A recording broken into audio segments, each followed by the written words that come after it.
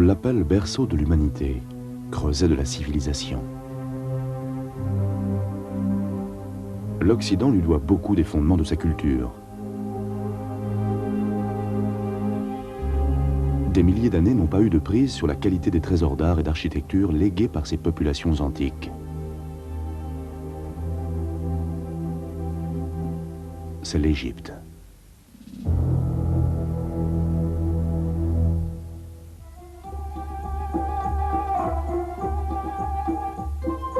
Égypte, terre de civilisation.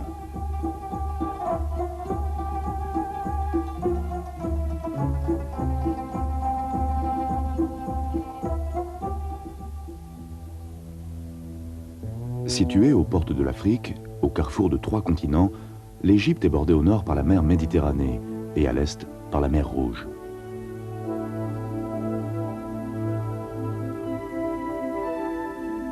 L'Égypte vit du Nil qui la traverse de part en part, du sud au nord. Un fleuve de 6670 km de long. Sa source la plus reculée jaillit au Burundi, juste au-dessus du lac Victoria. Elle donne naissance au Nil blanc, qui rejoint à Khartoum le Nil bleu, né du lac Tana en Éthiopie. Leurs eaux s'écoulent lentement jusqu'au nord du Caire, pour s'élargir en un delta de près de 200 km de large et trouver enfin accès à la Méditerranée.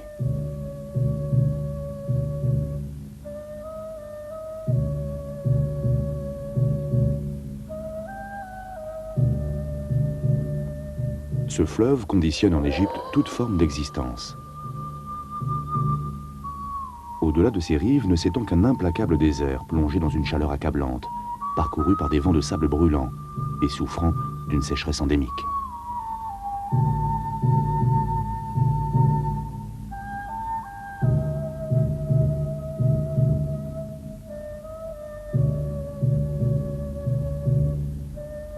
Ne s'accrochent ici que quelques rares espèces de plantes et d'animaux parmi les plus sobres et les plus résistants.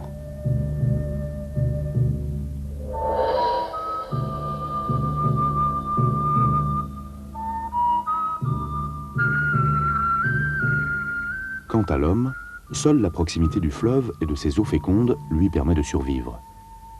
Et sur ses rives, depuis la nuit des temps, l'homme a survécu et y a prospéré. Les premières traces de vie humaine organisée relevées dans cette région remontent à l'âge paléolithique. L'homme alors était nomade, il vivait de cueillette et de chasse. Entre 6000 et 4000 ans avant Jésus-Christ, les populations locales commencèrent à se sédentariser. Elles asséchèrent les marais pour y pratiquer la culture et l'élevage.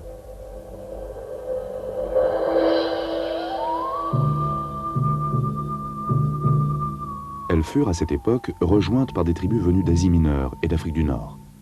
De cette fusion ethnique sont issus les premiers véritables ancêtres des Égyptiens d'aujourd'hui. Dès 4000 avant Jésus-Christ, la région est florissante. Ses habitants vivent dans des huttes faites de boue séchée et de joncs, dotées d'un mobilier relativement confortable.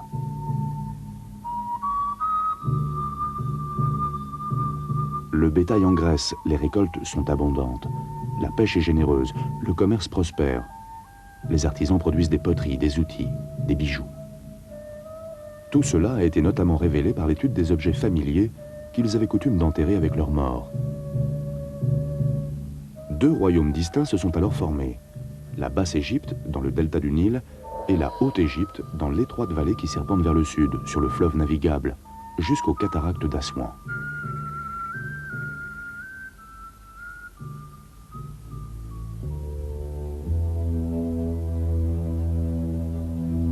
L'histoire de l'Égypte pharaonique se divise en 3 périodes. L'Ancien, le Moyen et le Nouvel Empire, séparés par des périodes intermédiaires, des époques de troubles sociaux et politiques, de désordre et d'instabilité.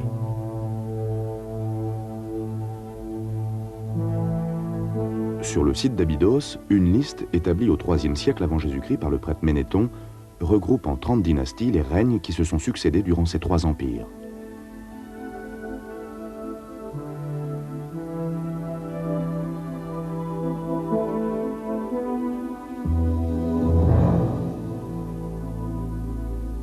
l'histoire de l'Égypte débute réellement vers 3000 ans avant Jésus-Christ, lorsque Narmer, souverain de Haute-Égypte, impose son autorité à son voisin du nord, la Basse-Égypte. Il fusionne les deux nations et fonde la première dynastie. Narmer installe sa capitale à Memphis, à la frontière des deux territoires désormais réunis. Il impose au nouveau pays une stricte unité politique et militaire. Il le dote aussi d'une économie prospère dont bénéficient toutes les classes de la société.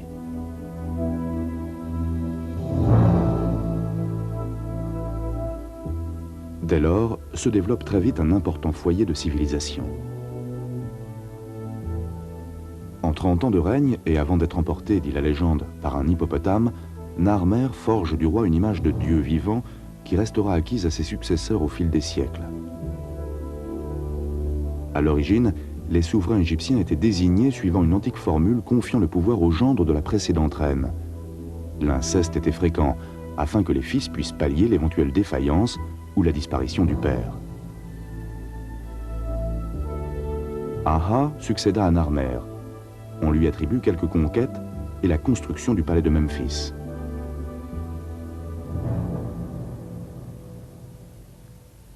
À l'époque déjà, les Égyptiens utilisent une écriture figurative qu'ils gravent dans la pierre ou reproduisent sur des papyrus, du nom d'une plante abondante sur les bords du Nil. Le procédé consiste à former des feuilles en pressant plusieurs épaisseurs de fines bandes tirées de sa tige. Cet ancêtre de notre papier est malheureusement fragile. Il brûle facilement et souffre de l'humidité.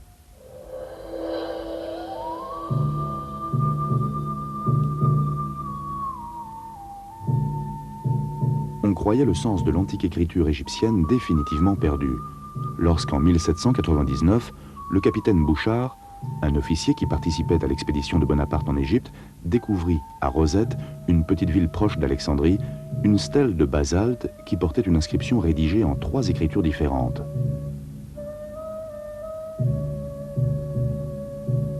Cette pierre de Rosette fut confiée à divers savants qui tentèrent en vain de la déchiffrer. Finalement, c'est un Français, Jean-François Champollion, qui 23 ans plus tard trouva la clé de l'énigme. La stèle était mutilée, mais grâce au fait que l'une des langues de l'inscription était parfaitement connue, on put très vite déterminer la nature du texte.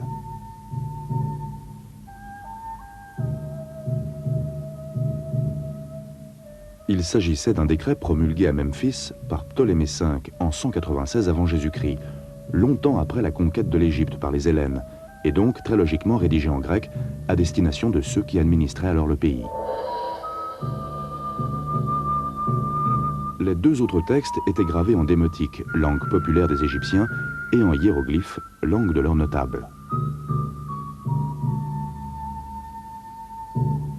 En juxtaposant les 3 versions, Champollion réussit par déduction à déterminer le sens de 24 hiéroglyphes de base, puis de quelques 700 autres.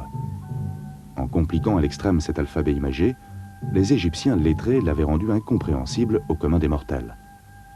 Dès lors, la langue vulgaire, le démotique, sorte de sténographie élémentaire, finit peu à peu par s'imposer.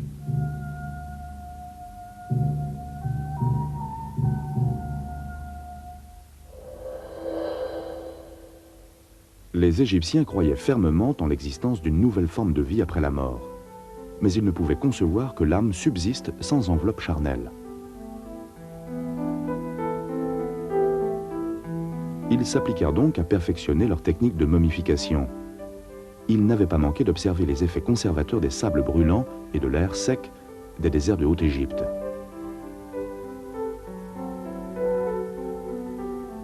C'est donc là qu'ils choisirent d'ériger les tombes de leurs morts illustres. Dès la fin de la 3e dynastie, elles prirent la forme de pyramides. La première, bâtie en degrés, est celle de Djoser. Elle fut construite à Saqqara, un site proche de Memphis, par le plus illustre des architectes, le génial Imhotep.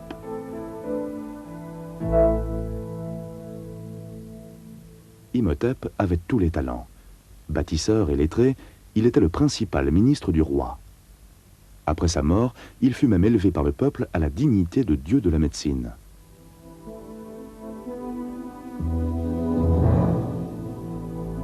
Djoser inaugure en fait le temps des pyramides. Sa tombe est à l'origine un mastaba, un monument bâti sur un seul niveau.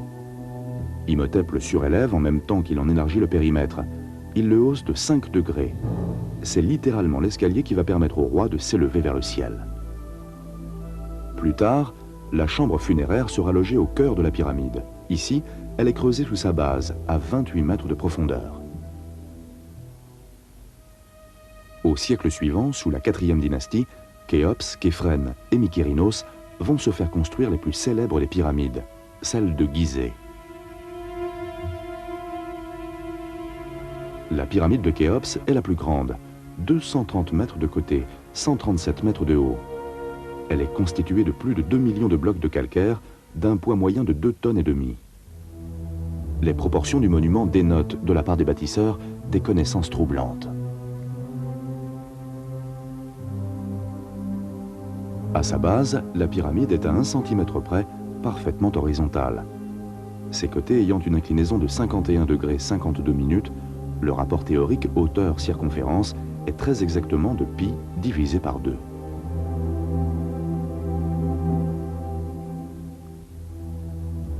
Cette précision suppose de la part des architectes égyptiens une exceptionnelle science mathématique.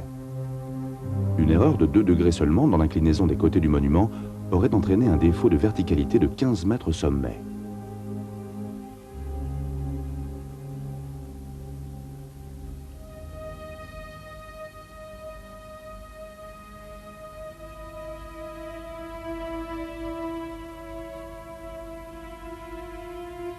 Tous ces tombeaux ont été élevés sur la rive occidentale du Nil, là où le soleil se couche.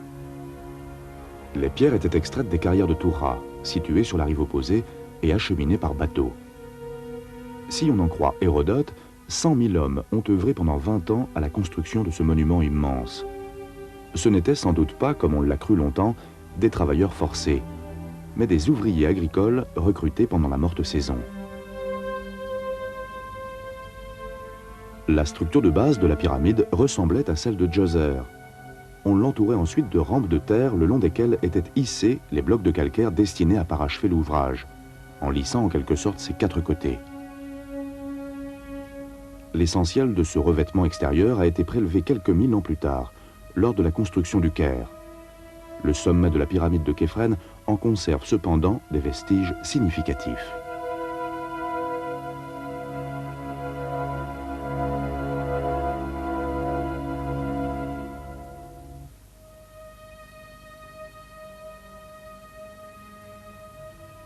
À l'intérieur de chaque pyramide, les architectes prévoient un dédale de couloirs qui conduisent à 3 chambres funéraires. L'une d'elles renferme le sarcophage en granit du roi, un granit extrait de carrières situées loin au sud, près d'Assouan. Chaque pyramide est reliée par une galerie à un temple mortuaire bâti au bord du fleuve. Creusées autour du monument, des fosses contiennent des bateaux destinés au passage du défunt dans sa vie future. Képhren ne se contenta pas d'une pyramide. Il fit construire le fameux sphinx de Gizeh qui, du haut de ses 20 mètres, garde fidèlement depuis 4500 ans le chemin qui conduit à la tombe de son maître. Le corps est celui d'un lion, symbole de force et de puissance. La face reproduit peut-être le visage de Képhren lui-même, ou peut-être représente-t-elle le dieu Horus veillant sur l'horizon.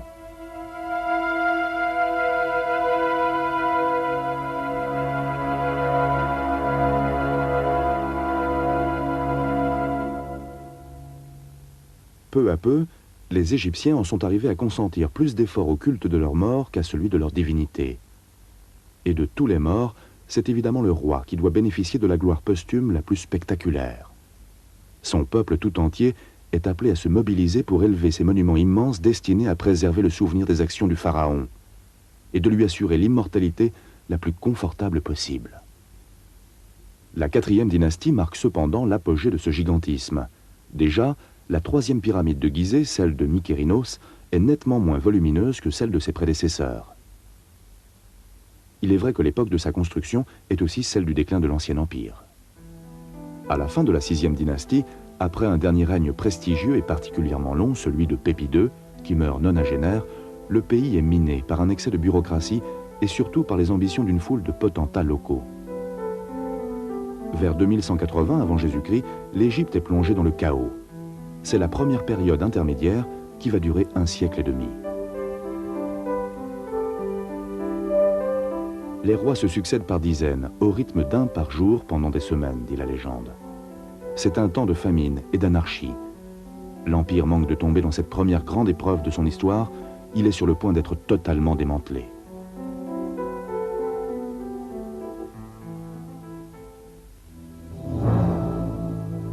À l'aube du 2e millénaire, l'Égypte retrouve pourtant son unité. Cette période, qui s'étend de 1991 à 1786 avant Jésus-Christ, est connue sous le nom de Moyen Empire. Elle est essentiellement dominée par la 12e dynastie et surtout par Amenemhat Ier, qui déplace la capitale de Memphis à Luxor. Durant ces 2 siècles, la civilisation égyptienne bénéficie d'un essor culturel et d'une prospérité matérielle sans précédent. Amenemhat II développe les échanges commerciaux avec ses voisins du sud. Amenemhat III organise l'irrigation de milliers d'hectares dont la culture augmente considérablement la production alimentaire et donc le niveau de vie. Cette richesse ne pouvait manquer d'inspirer des convoitises. Des tribus venues d'Asie, les Hyksos, s'infiltrent dans le delta, d'où elles se répandent dans tout le pays pour en prendre le contrôle.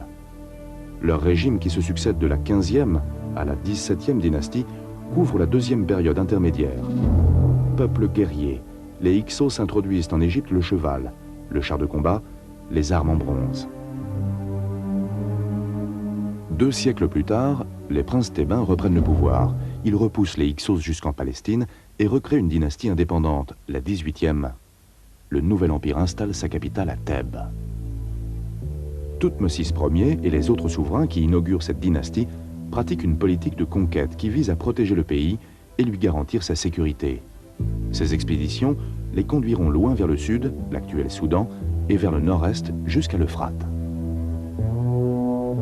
Thoutmôsis Ier fut le premier pharaon à ordonner que sa tombe soit creusée dans la fameuse vallée des rois. Le site est proche de Thèbes, sur la rive opposée du Nil. Le paysage est chaotique, les repères sont rares, et c'est ce qui déterminera le choix du souverain, très soucieux de garder sa sépulture secrète à l'abri des voleurs. Mais ses successeurs, par dizaines, suivirent le même raisonnement, si bien que la vallée et sa destination funéraire n'eurent bientôt plus rien de secret.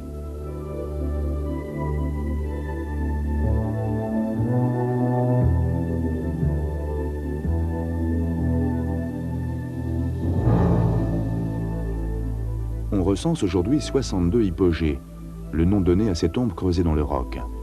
Toutes ont été profanées, dont certaines dès le XIe siècle avant Jésus-Christ.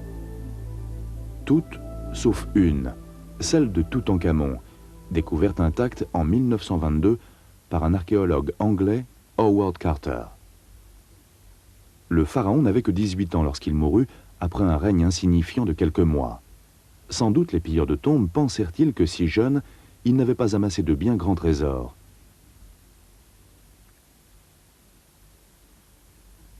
C'est à cette indifférence que Toutankhamon doit d'être devenu, 32 siècles après la fin de sa si courte vie, le pharaon le plus célèbre du monde. La découverte de Howard Carter, la tombe de Toutankhamon, contenait un trésor d'une richesse et d'une qualité artistique exceptionnelle. Le sarcophage renfermait un triple cercueil, le premier en bois décoré d'or et d'argent, le deuxième couvert d'or incrusté de verreries, le troisième enfin de plus de 3 cm d'épaisseur en or massif, rehaussé de faïence bleue et de pierres naturelles.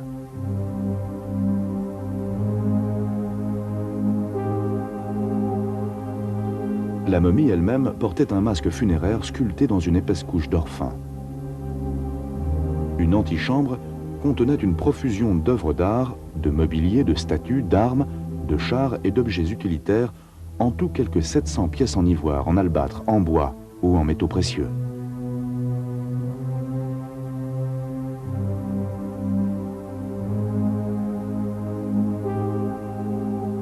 Elles font aujourd'hui la fierté du musée du Caire, où sont également exposés 2 des 3 cercueils qui s'emboîtaient pour abriter la momie. Le plus grand a réintégré le tombeau de la vallée des rois. Toutankhamon y repose à nouveau.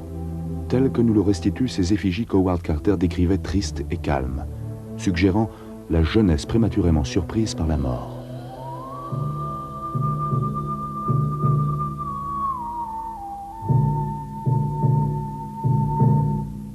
Et s'il est vrai que les voleurs jugèrent autrefois ces trésors trop modestes pour attirer leur convoitise, on se prend à rêver en songeant aux merveilles que devaient contenir les tombes qu'ils ont pillées.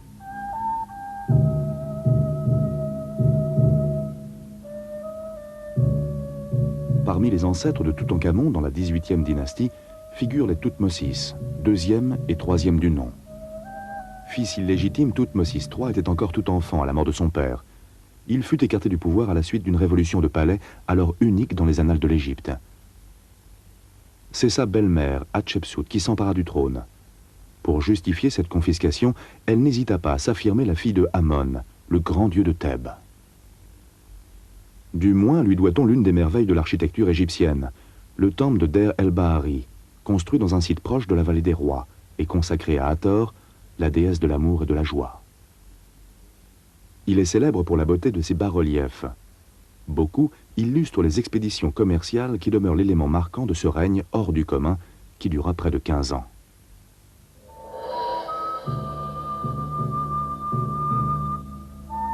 À la mort d'Hatshepsut, revenant enfin au pouvoir, Thoutmosis III se lança quant à lui dans une succession de campagnes militaires dont il ramena, dit la chronique, une profusion de richesses et d'esclaves, parmi lesquels beaucoup d'Hébreux.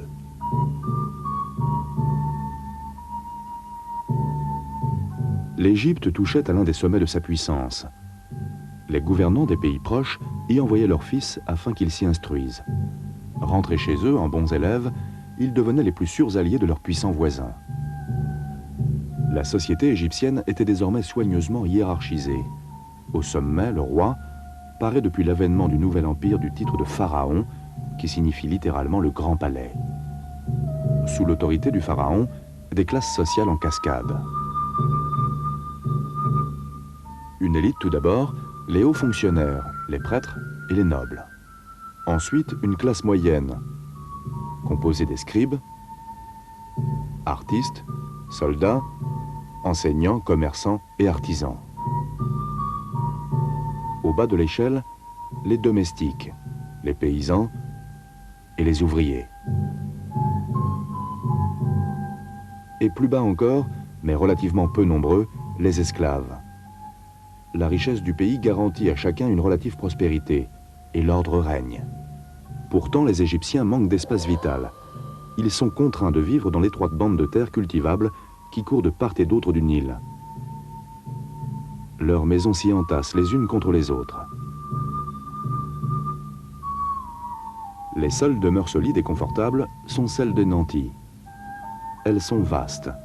Leurs porches monumentaux ouvrent sur de superbes cours, des jardins, des bassins ombragés, des dépendances où logent les serviteurs. Elles sont dotées de meubles splendides en bois précieux, décorés d'or et d'argent. Chaises et fauteuils sont recouverts de tapisseries ornées d'incrustations d'ivoire et d'ébène.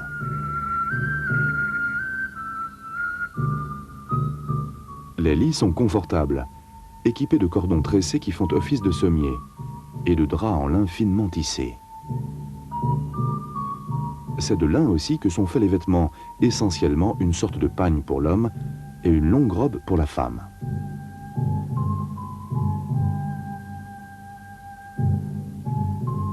Les domestiques préparent dans leur propre logement la nourriture qu'ils servent ensuite à leur maître, dans le bâtiment principal. Elle est constituée de viande, de volaille, de poisson, accompagnée de pain, de fruits, de miel, et servie avec du lait, de la bière ou du vin. À en croire la littérature et les dessins parvenus jusqu'à nous, toutes les classes sociales privilégiaient une heureuse vie de famille. Le pharaon était autorisé à entretenir plusieurs femmes, mais la plupart des Égyptiens étaient monogames.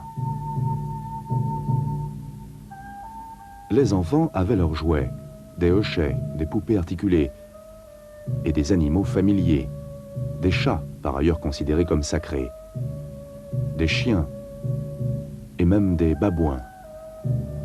Quant aux adultes, ils pratiquaient pour se distraire le séné, un jeu sur damier, ainsi qu'une sorte de jeu de dés. La musique était très appréciée des anciens Égyptiens. ils en jouaient sur des instruments comparables à la harpe, à la flûte et à la clarinette. Parmi leurs autres distractions, des spectacles de danse, de lutte ou de magie, sans oublier pour les hommes les parties de pêche, de tenderie et de chasse au crocodile ou à l'hippopotame. L'éducation était considérée comme essentielle. Les enfants apprenaient l'écriture, l'arithmétique et la géométrie, dans l'espoir de faire carrière dans la haute administration, l'ambition suprême. On connaît surtout des anciens Égyptiens leurs chefs-d'œuvre architecturaux, mais ils étaient aussi brillants en matière de science et de littérature. Ils nous ont légué une somme considérable de chansons, de poèmes, de chroniques, de romans et de récits d'aventures.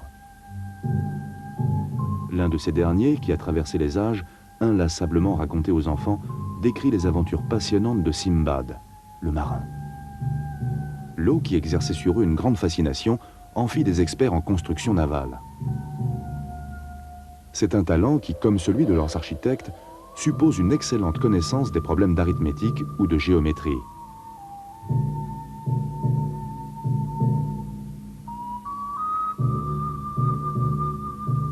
Quant à leurs ingénieurs, outre leur aptitude à faire jaillir de terre quelques-uns des monuments les plus gigantesques jamais imaginés par l'homme, ils nous ont légué aussi une technique dont nous tirons encore des leçons, celle de l'irrigation.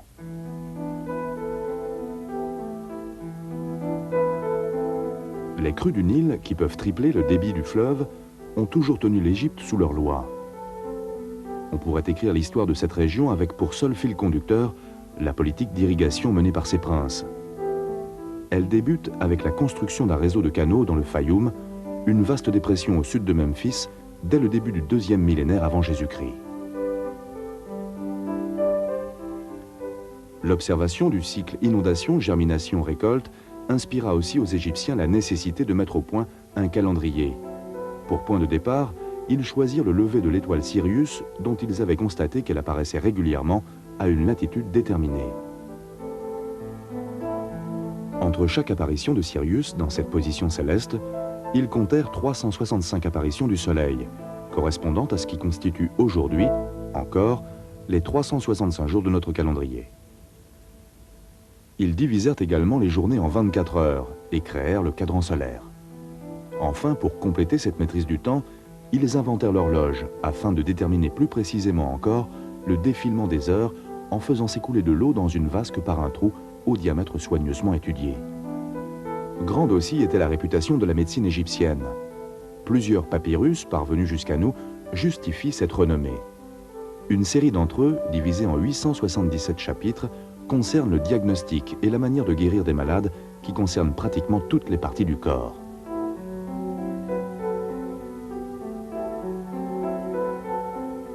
Un autre papyrus codifie le traitement chirurgical des blessures. Un autre encore, qui serait dû à Imhotep et remonterait donc à l'Ancien Empire, traite des troubles cardiaques. Les maladies du cœur, considérées aujourd'hui comme des fléaux modernes, sévissaient donc déjà dans l'Antiquité.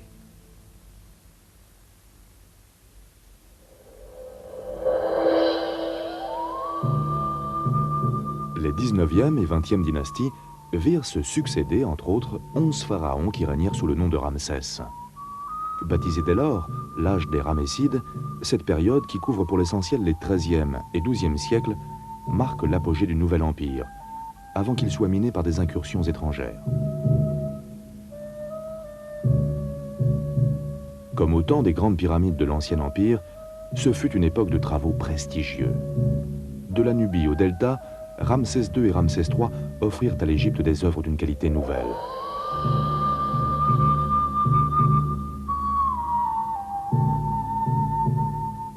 Jamais après eux ne fut atteint un tel niveau de perfection, celui des temples de Luxor et de Karnak, une accumulation de constructions cyclopéennes, peuplées d'effigies énigmatiques ou presque familières, comme ce scarabée de granit, considéré par les Égyptiens comme symbole d'espoir.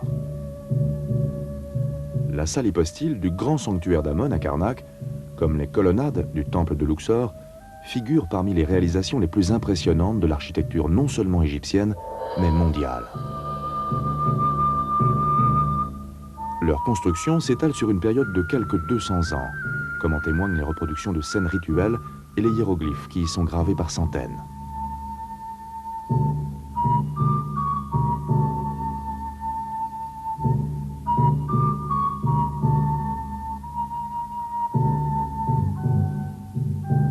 Les temples de Karnak et de Luxor sont l'œuvre essentiellement de deux grands pharaons, Amenophis III et Ramsès II. Pour fêter l'année nouvelle, située par les Égyptiens au cœur de l'été, des processions somptueuses déambulaient d'un temple à l'autre. Le temple d'Abou Simbel fut également érigé sur l'ordre de Ramsès II. 4 statues monolithes du grand pharaon continuent d'en garder l'entrée. L'une d'elles est brisée à hauteur des genoux. Les socles qui les soutiennent sont couverts de hiéroglyphes qui exaltent la gloire du souverain. Ils portent d'autres statues de taille plus modeste qui représentent des membres de la famille royale. L'ensemble mesure plus de 20 mètres de haut. Les proportions sont parfaites. La proximité immédiate du Nil ne permettait pourtant pas de prendre un recul suffisant pour les vérifier. À proximité, Ramsès II fit tailler dans la falaise un second temple plus modeste. Il le dédia à Hathor, déesse de la joie et de l'amour, à laquelle il fit donner par une délicate attention les traits de son épouse Néfertari. Ici encore, des effigies monumentales du couple royal décorent l'entrée du sanctuaire. De tous les pharaons bâtisseurs, Ramsès II fut le plus prolifique, peut-être parce que ce géant, réputé pour sa robustesse, mourut nonagénaire à une époque où l'espérance de vie n'atteignait pas 40 ans. Sa momie aussi nous apprend qu'il était d'une taille supérieure à celle de la moyenne des Égyptiens.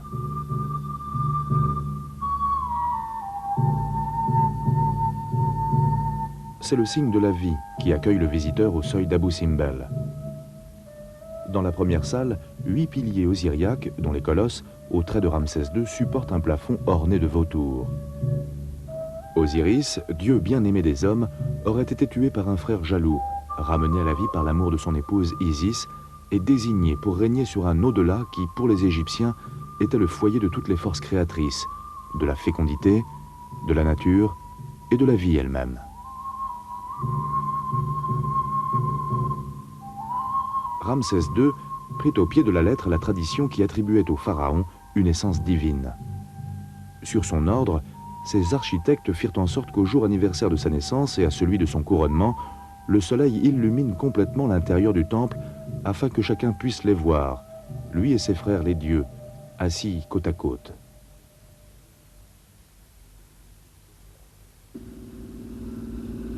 En 1963, les temples d'Abou Simbel furent menacés par les projets de construction du barrage d'Assouan. Ils furent sauvés grâce à une campagne menée par l'UNESCO.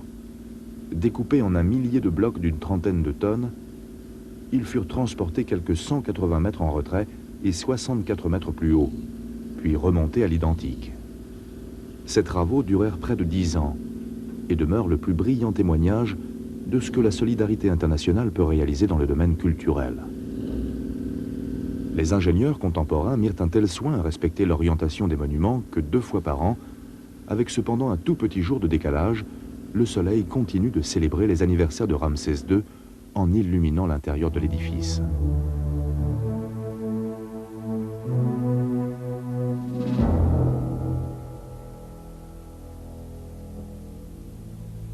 Ultérieurement, un autre temple situé à proximité, celui de Philae, a également fait l'objet d'une opération de sauvetage patronnée par l'UNESCO.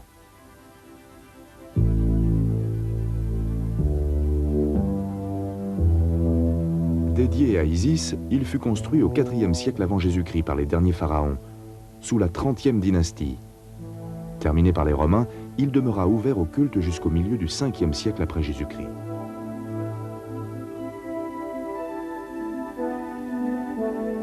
Mais revenons à la vallée des rois et aux plus illustres souverains des 19e et 20e dynasties. Le temple funéraire de Ramsès II, le Ramesséum, fut dédié au dieu Amon. Dans le sanctuaire, l'un des plus beaux dans l'Antiquité, mais aujourd'hui très endommagé, gît une statue monumentale du pharaon. Ce colosse d'un poids de 1000 tonnes fut renversé, dit-on, sur l'ordre du roi perse Cambyse, conquérant de l'Égypte au VIe siècle avant Jésus-Christ. Une statue de granit noir et des décorations murales restituent tout le classicisme du Nouvel Empire. À 1 kilomètre de là s'élève le temple de Medinet Abou, une sorte de copie du Ramesséum que Ramsès III fit construire 150 ans plus tard pour son propre usage. Contrairement à son modèle, c'est l'un des temples d'Égypte qui a le mieux résisté au temps.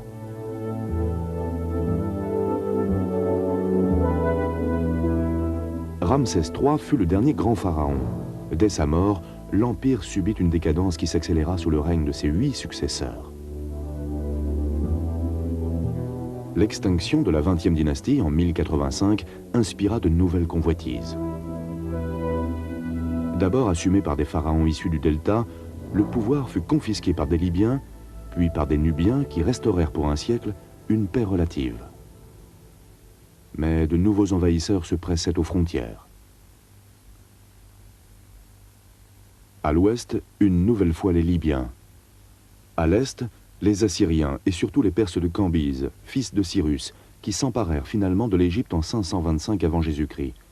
Ils la gouvernèrent durant 200 ans. C'est à cette époque que l'historien grec Hérodote visita le pays et traça de la société égyptienne un portrait qui fit autorité pendant des siècles. En 333 avant Jésus-Christ, c'est Alexandre le Grand qui conquit le pays à la tête de ses phalanges macédoniennes. Il créa une nouvelle capitale, baptisée de son nom, Alexandrie, bientôt peuplée de 300 000 habitants et destinée à devenir le plus grand port et l'un des foyers de culture de la Méditerranée orientale. Lorsqu'il mourut 10 ans plus tard, le pouvoir passa à un de ses généraux, Ptolémée, qui s'érigea en pharaon, fondateur d'une nouvelle dynastie. Curieuse fusion d'une civilisation terrienne plusieurs fois millénaire et d'une civilisation de marins vieille seulement de quelques siècles. Une expérience d'ailleurs très vite compromise par la puissance romaine. Les Ptolémées s'étaient à ce point endettés à l'égard de Rome qu'ils n'eurent plus comme solution de remboursement que de céder leur empire à leurs créditeurs. Tandis que le pharaon se rendait à Rome pour concrétiser cette cession, sa fille aînée tenta de s'emparer du trône. Mal lui en prit. Elle fut aussitôt assassinée par des fidèles de son père. Sa sœur Bérénice eut le tort de vouloir usurper à son tour le pouvoir. Revenu en hâte au pays, avec le support des Romains, le pharaon la fit exécuter. À sa mort, l'Égypte passa à 2 autres de ses enfants, Ptolémée XIII et Cléopâtre VII, âgés respectivement de 10 et 18 ans. Ses passions et son suicide ont fait à Cléopâtre une part belle dans l'histoire, mais sa réputation doit beaucoup sans doute à la légende et à l'imagination. Ces libertinages ne constituaient peut-être qu'une astucieuse méthode pour se maintenir sur un trône d'Égypte alors bien chancelant. Consciente de ne pouvoir s'imposer sans l'appui de Rome, elle réussit à séduire Jules César et à lui faire oublier jusqu'à l'existence de l'énorme dette financière de l'Égypte à l'égard de Rome. Elle subjugua ensuite Antoine, l'un des triumvirs successeurs de César. Mais ce fut pour leur malheur. Octave, principal rival d'Antoine, ne put en effet supporter que celui-ci prétende imposer les enfants naturels qu'il avait eus de Cléopâtre comme héritier de l'Empire romain. À ce niveau de confusion, il ne restait aux adversaires qu'à en découdre.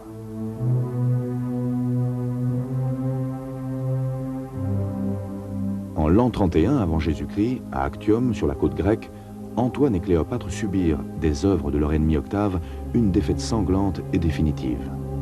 Encerclés, leur flotte fut contrainte de capituler.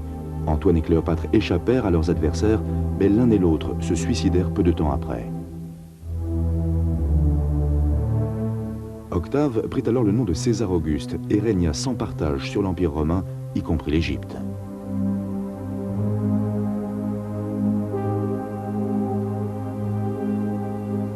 Et il décréta que pour célébrer la défaite de Cléopâtre, le 6e mois du calendrier romain s'appellerait désormais le mois d'Auguste, devenu aujourd'hui le mois d'août. Décidément rancunier, Octave fut pour beaucoup dans la réputation de débauché faite par l'histoire à Cléopâtre. L'Égypte fut gouvernée pendant 7 siècles par les Romains, puis, après la scission de l'Empire en 395 de notre ère, par leurs héritiers, les Byzantins chrétiens de Constantinople.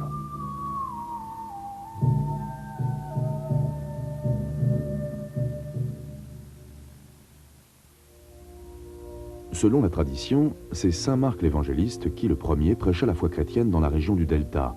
Et c'est en l'an 40 que fut bâtie, à Alexandrie, la première église d'Égypte. Très vite, cependant, les nouveaux chrétiens furent divisés par des différends théologiques. Au concile de Chalcédoine, en 451, les évêques décidèrent de privilégier la nature humaine de Jésus par rapport à sa nature divine. En désaccord avec cette position, les chrétiens égyptiens, les Coptes, entrèrent ouvertement en désaccord avec le patriarche de Constantinople.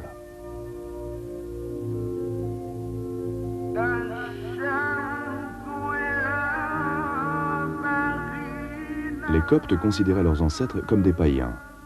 Ils s'efforcèrent de rompre avec leur passé pharaonique en détruisant notamment quelques précieux témoignages artistiques. Leur haine religieuse et politique contre Byzance allait d'ailleurs les pousser très vite à rompre aussi avec leur présent. En 639, lorsqu'ils envahirent l'Égypte, les Arabes furent accueillis par les Coptes en libérateurs. Moyennant quoi les chrétiens, minoritaires mais qui constituaient alors, comme aujourd'hui, plus de 10% de la population, furent autorisés à demeurer sur place en citoyens à part entière. Les Égyptiens vont vivre ainsi pendant plus de 300 ans sous l'autorité des califes de Damas, puis de Bagdad, soumis aux lois coraniques, mais bénéficiant d'une large autonomie. Entre-temps, les Arabes se sont divisés à leur tour en factions rivales. En 969, les Fatimides, originaires de Tripoli, envahissent l'Égypte et l'arrachent au calife de Bagdad. Leur chef Moez établit sa capitale dans une petite cité du sud du Delta. Il la baptise El Kahira, la victorieuse. C'est aujourd'hui le Caire. En quelques années, les Fatimides font de l'Égypte un pays riche, la plaque tournante du commerce entre l'Orient et l'Occident, le cœur d'un vaste empire qui couvre l'Afrique du Nord et la Palestine, la Sicile, la Syrie et l'Arabie.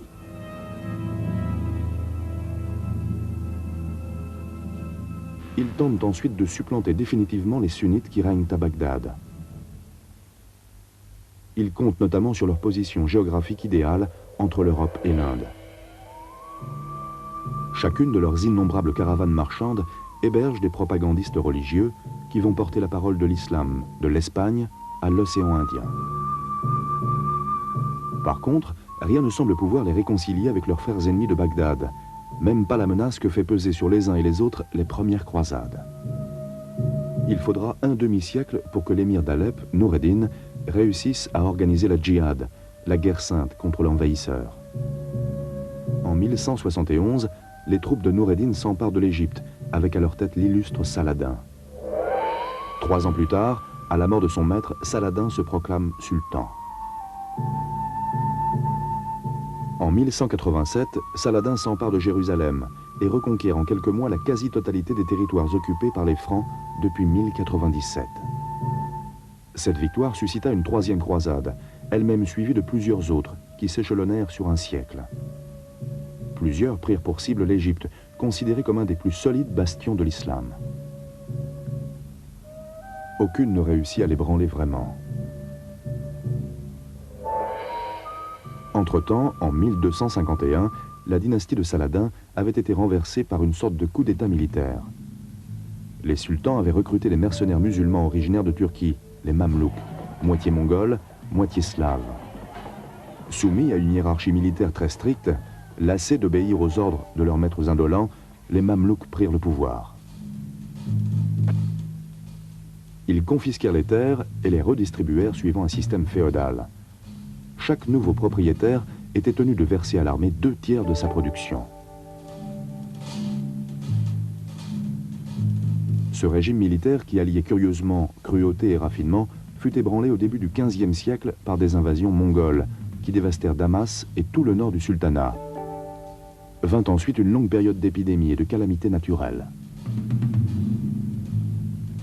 Enfin, le sultan prit la décision catastrophique de faire main basse sur toutes les marchandises qui transitaient dans ses ports. Cette mesure insolite poussa irrésistiblement les Européens à explorer une nouvelle voie commerciale qui leur permette d'atteindre l'Orient sans être soumis à une escale égyptienne.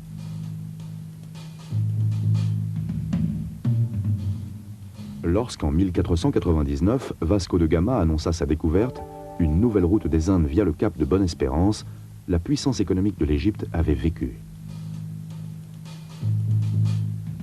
De plus, la puissante flotte portugaise pourchassa par représailles tout bateau égyptien surpris à naviguer dans l'océan Indien.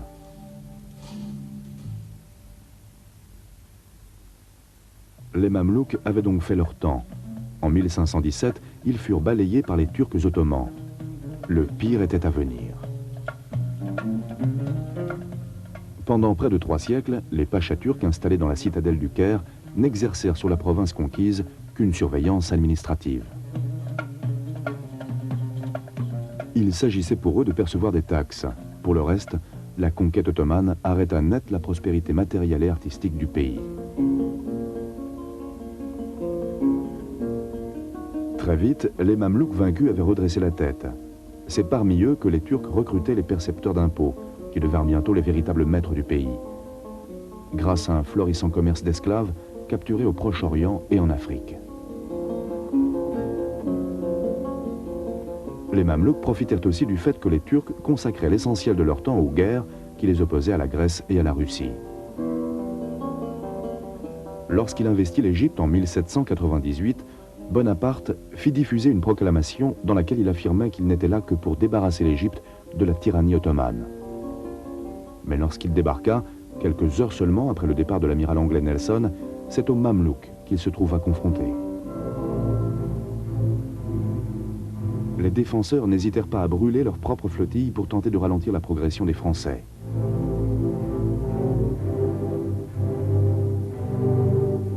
Peine perdue. Les troupes de Bonaparte, progressant à marche forcée, rejoignirent bientôt leurs adversaires à l'ombre des pyramides de Gizeh.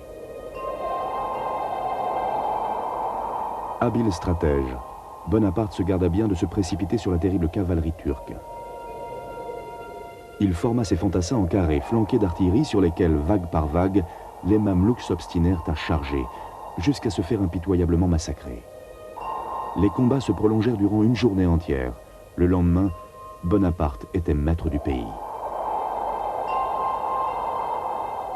L'expédition française se solda par un relatif fiasco diplomatique et militaire.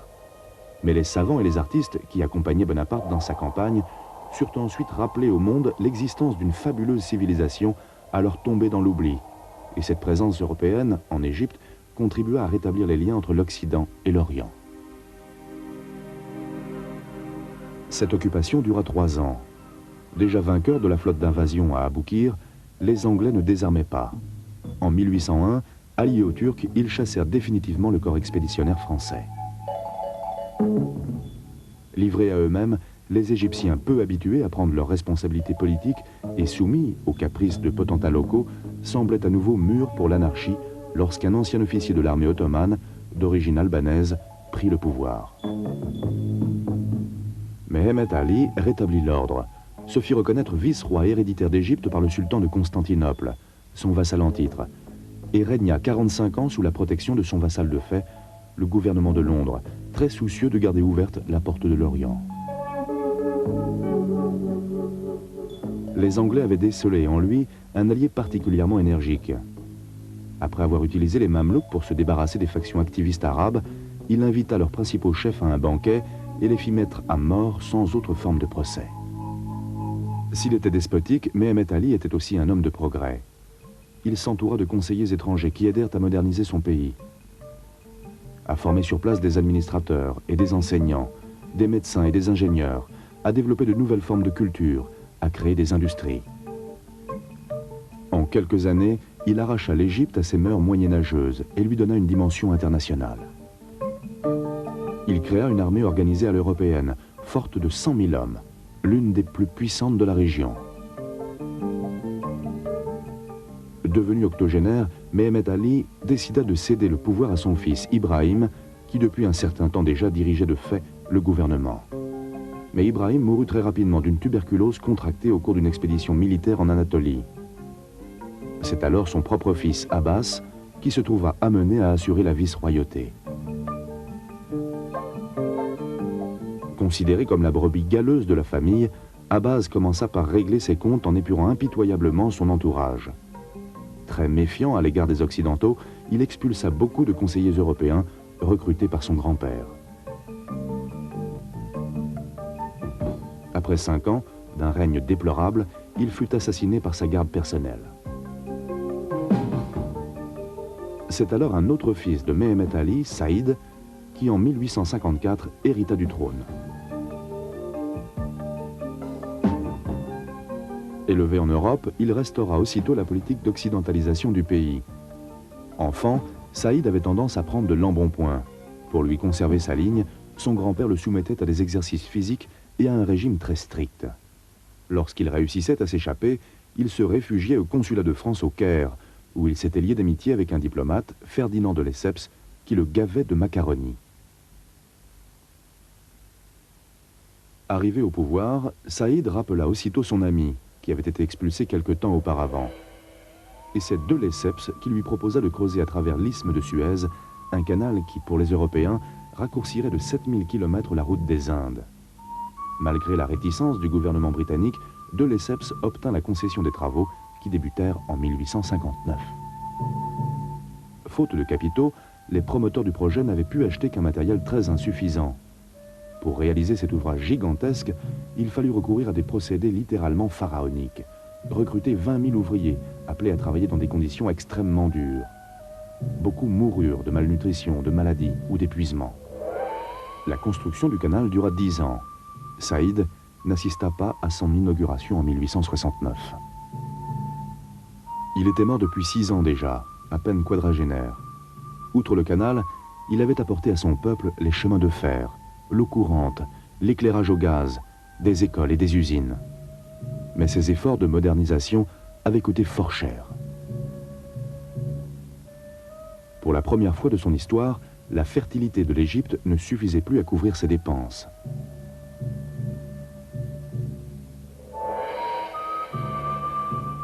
En 1863, lorsqu'Ismaïl succéda à Saïd, il s'engagea à ne pas alourdir la dette. La guerre civile qui faisait rage aux États-Unis lui permit de vendre le coton égyptien au prix fort. Il consacra cet argent à de nouveaux grands travaux, mais aussi à des investissements culturels.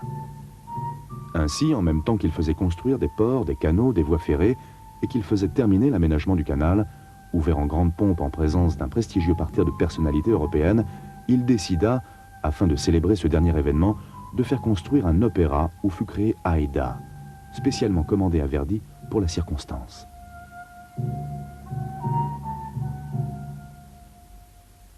Ismaïl s'efforça aussi d'affermir sa dynastie.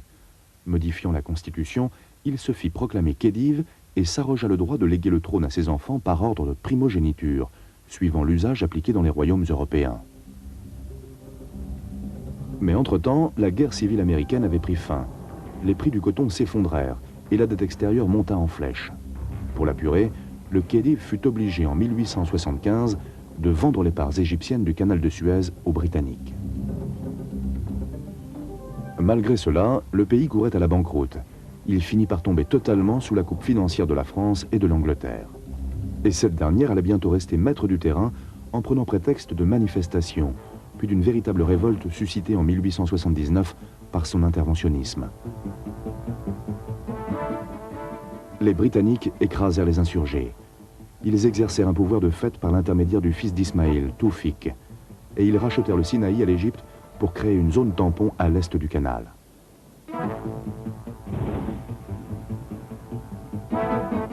Pendant plus de 60 ans, la situation internationale dissuadera la Grande-Bretagne de lever cette tutelle.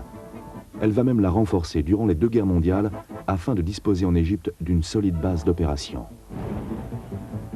C'est à El Alamein que le général anglais Montgomery, en arrêtant les blindés du maréchal Rommel, infligea aux Allemands en 1942 leur première grande défaite terrestre de la guerre. Au lendemain de la victoire alliée, l'Égypte trouva dans le monde arabe l'appui nécessaire pour accéder enfin à l'indépendance.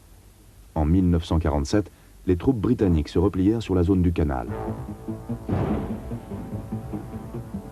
Dans le même temps, dépassé par l'ampleur de l'immigration et de la résistance armée des Juifs de Palestine, Londres soutint la création d'un État d'Israël. Les pays arabes les plus proches du nouvel État hébreu concluent alors, à l'initiative de l'Égypte, un pacte militaire. Celui-ci engage l'Arabie Saoudite, l'Irak, la Jordanie, la Syrie, le Liban et le Yémen. Les régimes signataires méditent une reconquête militaire de la Palestine. Ils espèrent une victoire facile. En fait, ils subissent une humiliante défaite. La plupart d'entre eux vont d'ailleurs sombrer dans ce naufrage, et notamment celui du roi d'Égypte, Farouk. Une société secrète de jeunes officiers contestataires, baptisée Comité des officiers libres, mène une agitation souterraine.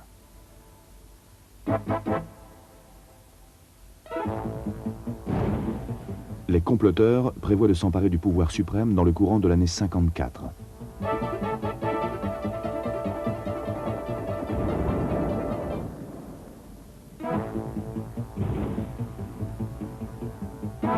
Mais des troubles qui opposent les Égyptiens aux soldats britanniques dans la zone de Suez et le déclenchement au Caire d'émeutes anti-occidentales incitent les putschistes à avancer la date de leur prise de pouvoir.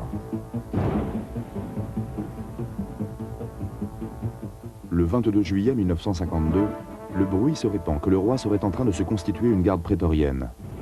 Dans la nuit, les officiers libres, dirigés par le lieutenant-colonel Gamal Abdel Nasser, passent à l'action et s'emparent des points stratégiques de la capitale. Le roi Farouk ne trouve aucun allié capable de sauver son trône. Il accepte d'abdiquer. Les putschistes confient d'abord le gouvernement à des politiciens de l'ancien régime. Mais cela cède à leurs vieux démons. Ils pratiquent l'intrigue plutôt que la réconciliation. Nasser dira plus tard, « À l'époque, si quelqu'un m'avait demandé ce que je souhaitais par-dessus tout, j'aurais dit que c'était d'entendre un Égyptien parler loyalement d'un autre Égyptien. Avoir le sentiment que les Égyptiens avaient ouvert leur cœur au pardon et à l'amour pour leurs frères égyptiens. Trouver enfin un Égyptien qui ne consacre pas tout son temps à attaquer le point de vue d'un autre Égyptien. »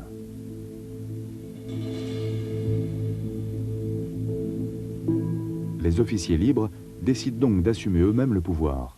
En 1953, ils proclament la République. Nasser est extrêmement populaire. Pour ses compatriotes, il est celui qui a mis fin aux 2500 ans de domination étrangère. Bientôt, sa popularité s'étend à l'ensemble du monde arabe, et même du tiers-monde, dont il devient le grand leader charismatique. En politique intérieure, le premier objectif de Nasser est de supprimer la mainmise des grands propriétaires terriens sur l'économie, d'effacer toute forme d'influence britannique et surtout d'améliorer sensiblement le niveau de vie du peuple égyptien.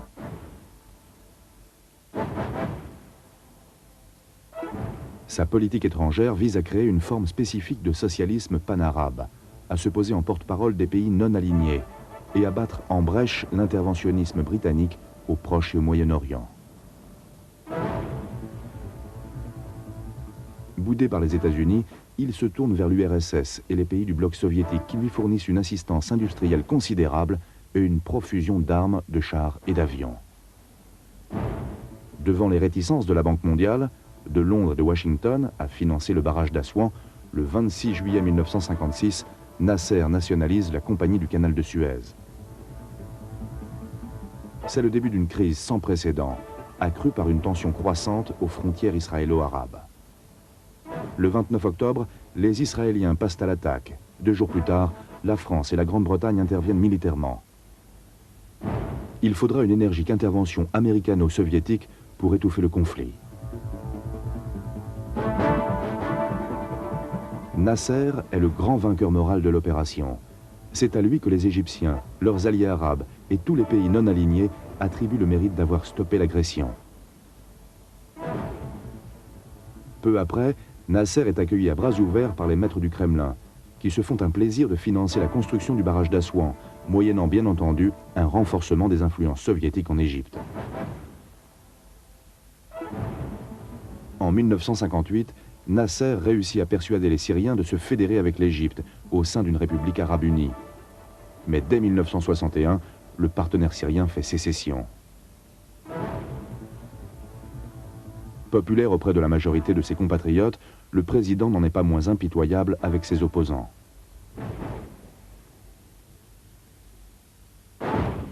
Et en politique étrangère, il n'enregistre pas que des succès. Ses harcèlements à l'égard d'Israël conduisent en 67 à une nouvelle guerre entre Juifs et Arabes, qui pour ces derniers tourne au désastre. Ils y perdent le Sinaï, Gaza, la Cisjordanie et les hauteurs du Golan. Nasser n'en conservera pas moins jusqu'à sa mort en 1970 leur estime et leur soutien. Nasser a lui-même désigné comme successeur un autre ancien officier libre, le vice-président Anwar el-Sadat. Très vite, celui-ci prend ses distances vis-à-vis de l'URSS. En 1972, il expulse ses conseillers soviétiques.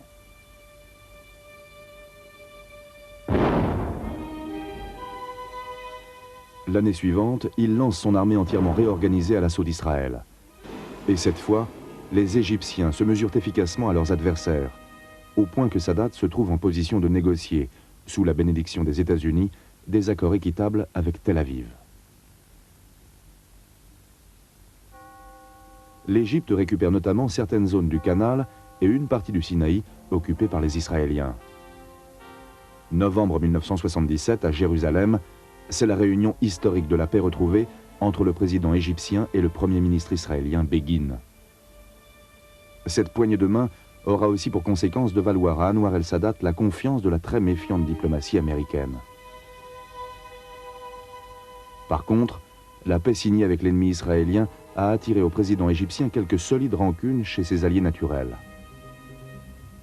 En passant de la stratégie de l'affrontement à celle de la négociation, Sadat a inauguré un style politique nouveau qui inquiète ses alliés arabes, peu habitués sous Nasser à un discours aussi conciliant.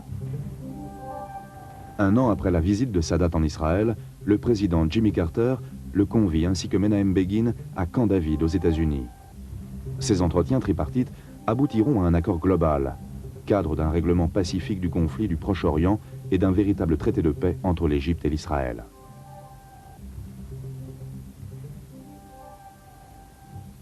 The signing of these documents marks only the beginning of peace.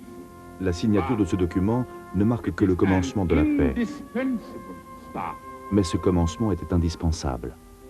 Let there be no more suffering or denial of rights. Assez de souffrance, assez de mise en demeure, assez de désespoir, assez de découragement, assez de mères qui pleurent la mort d'un enfant, assez de jeunes gens tués pour un conflit qui ne profite à personne.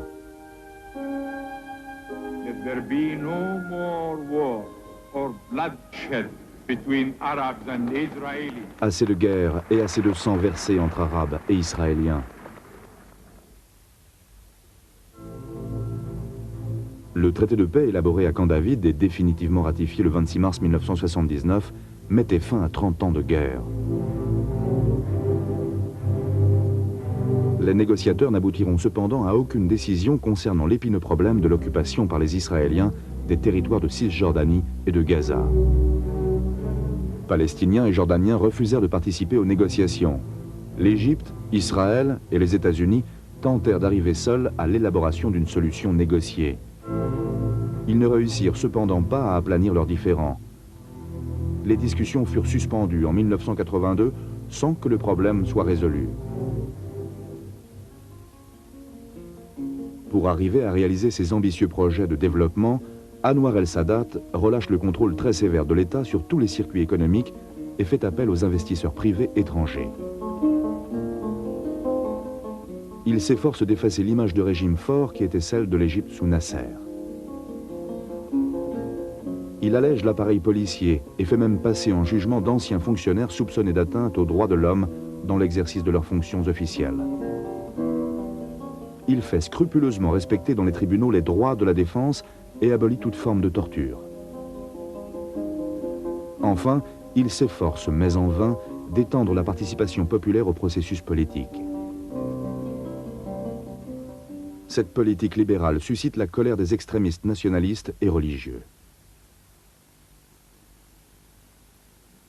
Le 6 octobre 1981, au cours du défilé militaire de la fête nationale, le président Anwar el-Sadat est assassiné par des musulmans fanatiques.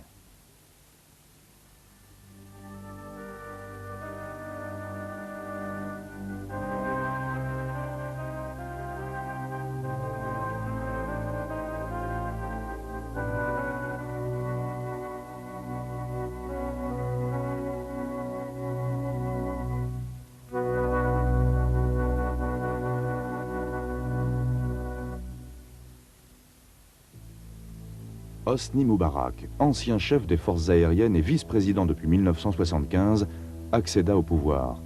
Il sera réélu à 2 reprises. Sans renier l'accord de Camp David signé par son prédécesseur, il réussit au fil des années à s'imposer comme l'un des leaders du monde arabe. Cette réhabilitation se concrétisa lors de la réintégration de l'Égypte dans la Ligue arabe en 1989. Sur le plan international, dans l'enceinte de l'ONU, ou à la tribune de l'Organisation de l'Unité africaine, dont l'Égypte assuma la présidence à la fin des années 80, sa voix fit autorité.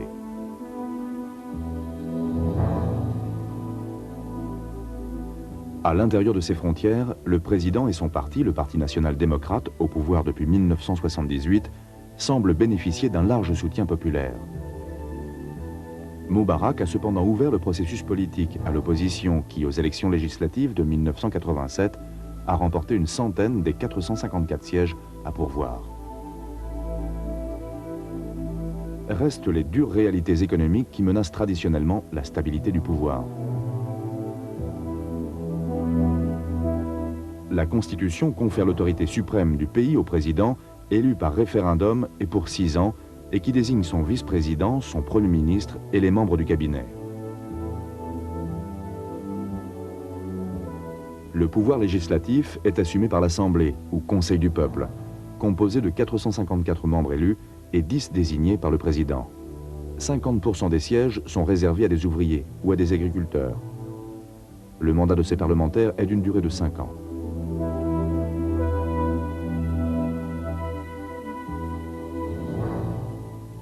Il existe également un conseil consultatif composé de 70 membres choisis par le président et 140 élus. Mais ses pouvoirs sont limités. De puissantes instances régionales gèrent les affaires locales. Elles sont composées de gouverneurs et de maires nommés par le gouvernement ou élus par la population.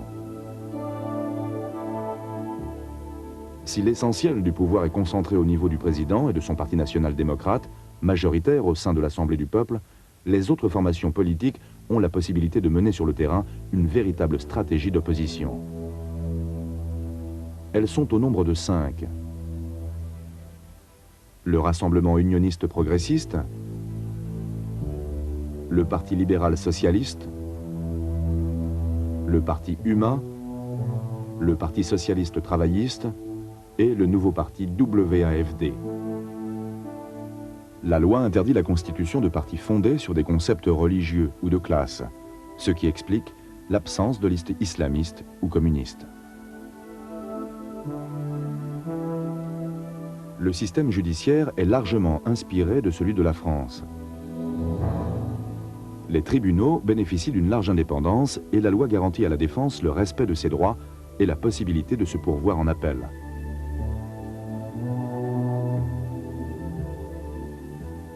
L'armée égyptienne se compose d'une force terrestre de 300 000 hommes, d'une défense antiaérienne de 80 000 hommes, d'une aviation de 29 000 hommes et d'une marine de 20 000 hommes.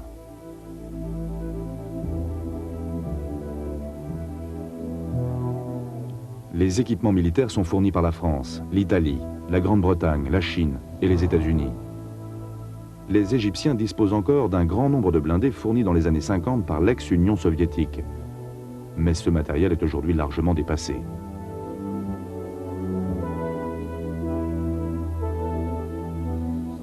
Les 2 tiers de l'industrie sont propriété de l'État, mais le secteur privé est en expansion.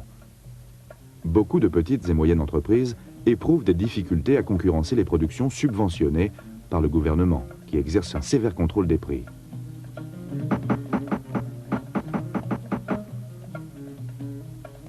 Le commerce de détail, le secteur tertiaire et celui de la construction sont très largement privatisés, de même que l'agriculture, administrée par des coopératives locales qui sont néanmoins tenues de respecter des normes de production.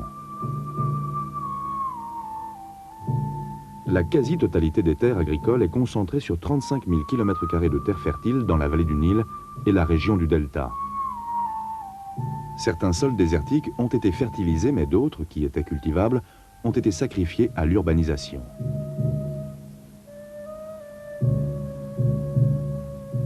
Plus d'1 tiers de la main-d'œuvre travaille aux champs. Et si on y ajoute celle qui est utilisée dans les usines de transformation et dans le commerce de produits agricoles, ce sont 45 à 50% de la population égyptienne qui vivent des produits de la terre.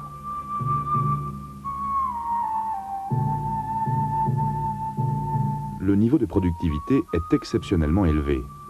Le climat et le barrage d'Assouan, qui permettent une irrigation intense et régularisée, offrent la possibilité de plusieurs récoltes par an. Principale production, les haricots, le riz et surtout le coton, d'excellente qualité. Mais aussi le maïs, l'orge, les oignons, les citrons. Par contre, la production de céréales est en déficit.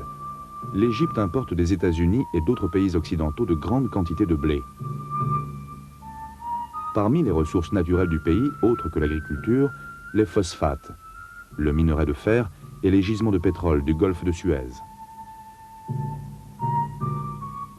Au milieu des années 80, l'effondrement des cours pétroliers, aggravé par un processus beaucoup trop lent d'adaptation aux tarifs de la concurrence, a nui gravement à la balance commerciale. Alors que le secteur avait bénéficié d'importants investissements, la production pétrolière a dû être contingentée. Les prix s'étant stabilisés, les exploitations sont cependant redevenues rentables. Aujourd'hui, le pétrole offre à l'Égypte les 2/3 de ses revenus à l'exportation et représente 14% de son produit national brut. Sont par contre en baisse les revenus du tourisme, malgré l'effort fourni en matière d'hôtellerie, et ceux du trafic sur le canal de Suez. L'Égypte est le pays le plus scolarisé du Proche-Orient, avec 40% d'alphabétisation.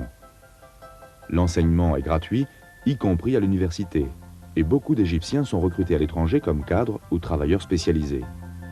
40 000 diplômés sortent chaque année des hautes écoles, fréquentées à 46% par des femmes.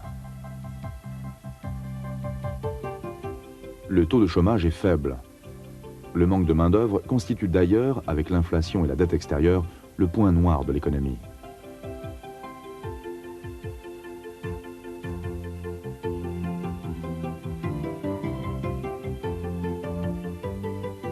Sur une superficie double de celle de la France, 1 million de kilomètres carrés, vivaient lors du recensement de 1986 50 millions d'habitants, et le taux de croissance est de 2,6%. Cela représente une densité moyenne d'environ 35 habitants au kilomètre carré. Mais en fait, ils sont plus de 1000 au kilomètre carré dans la zone fertile d'une vingtaine de kilomètres de large qui borde le Nil de la frontière soudanaise au delta. Quant à la capitale, le Caire, elle héberge 5 millions d'habitants, et même plus de 13 millions si on comptabilise ceux qui peuplent les faubourgs et les travailleurs migrants non déclarés. 90% de cette population est composée de Hamites, autochtones de très vieille souche. Les 10% restants sont des Grecs, des Italiens, des Syro-Libanais, des Juifs, des nomades bédouins et des Nubiens.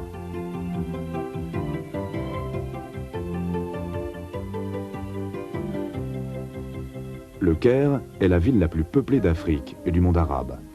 Née sur la rive orientale du Nil, elle s'étend maintenant de part et d'autre du fleuve, partagée entre les influences occidentales et les quartiers anciens, parcourus d'un fourmillement humain où s'entassent les témoignages prestigieux de son passé.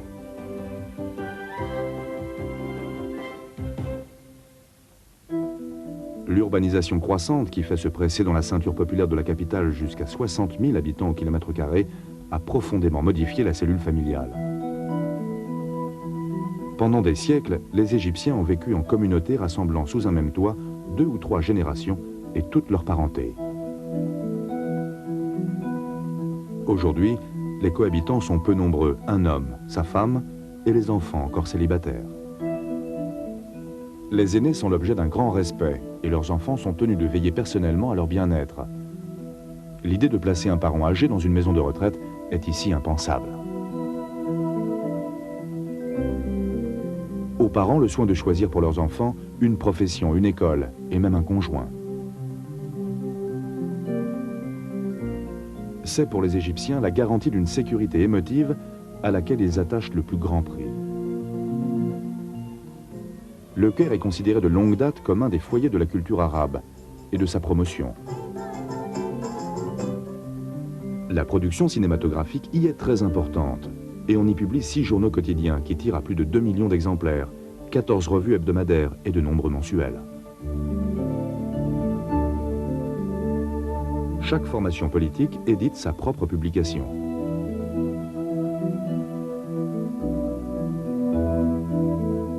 Le président Nasser avait très tôt pris conscience de l'importance, dans un pays en voie de développement, d'une institution de radiodiffusion efficace. L'Egyptian Broadcasting Corporation diffuse aujourd'hui 7 chaînes de radio nationales et 4 chaînes internationales qui transmettent chaque jour 180 heures de programmes en 32 langues. S'y ajoutent 2 chaînes de télévision publique en constant développement.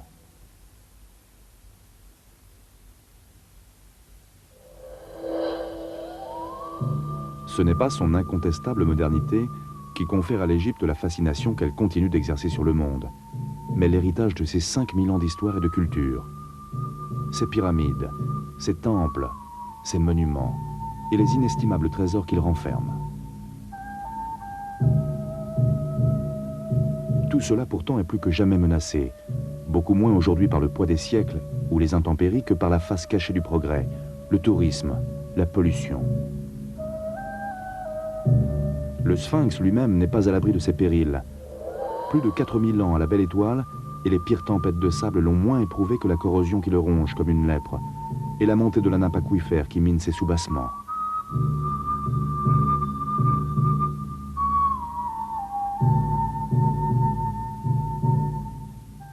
La science s'attache à le restaurer, et par prudence, on le photographie sous tous les angles en prévision d'une disparition pure et simple qu'on s'efforce de différer, mais que l'on sait inéluctable. Tout cela, un jour, cessera d'exister.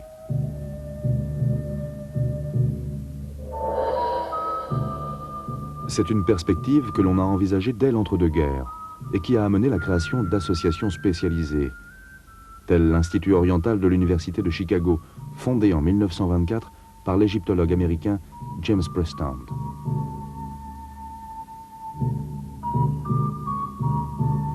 Ici sont répertoriés des milliers de clichés et de facsimilés de dessins ou de sculptures antiques déjà disparues.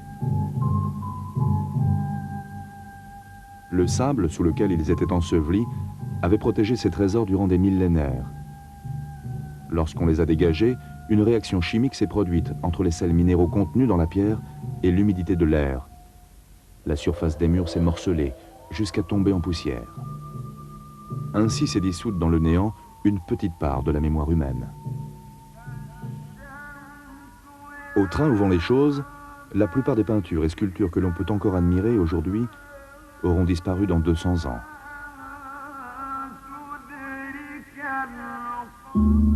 L'Égypte ne souhaite pas pour autant vivre son histoire à reculons. Elle s'efforce de préserver son passé et de continuer à en tirer des leçons de tolérance et de sagesse. Mais elle est décidée aussi à entrer de plein pied dans le XXIe siècle.